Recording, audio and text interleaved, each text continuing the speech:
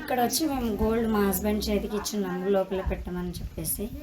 నేను స్కూల్లో పని చేస్తాను అనమాట టీచర్గా. రాత్రి నేను వచ్చేసరికి లేట్ అయింది, 8:30 అట్లా అయింది. సో మా హస్బెండ్ వేరే చోటికి బోర్ వేయడానికి అని చెప్పి వెళ్ళారు. సో నైట్లో మా అమ్మ వాళ్ళ దగ్గర నుంచి ఇక్కడికి రావడానికి మాకు ఇబ్బంది అయ్యి మేము ఆడే పడుకున్నాము. మా సారు బోర్ వేయడానికి వెళ్ళారు. తర్వాత నైట్లో అక్కడ కాలనీలో కొంచెం దొంగలు అక్కడికి వచ్చినారు.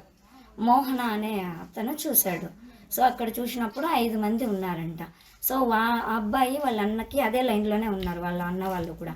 ఆ లైన్లో ఆ అబ్బాయి వాళ్ళని వెంబడించినారు. అప్పుడు వాళ్ళు అట్లా వెళ్ళిపోయినారంట సార్.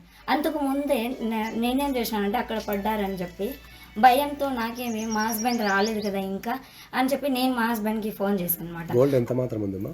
గోల్డ్ ఒక కమ్మలు జుంకీలు ఉంది సార్. డబ్బులు ఏమైనా పోయిందా? నగదు ఒక 30,000 దాకా పెట్టినాము పిల్లలకి ఫీజు కట్టాలని, అంతే. నా పేరు నారాయణ సార్. కాబట్టి రాత్రి 3 గంటల కాడ ఇట్లా మా ఇంట్లో 30,000 లెక్క పోయింది. తర్వాత వచ్చి గొలుసులు అవన్నీ ఒక 6 తులం పోయింటాయి.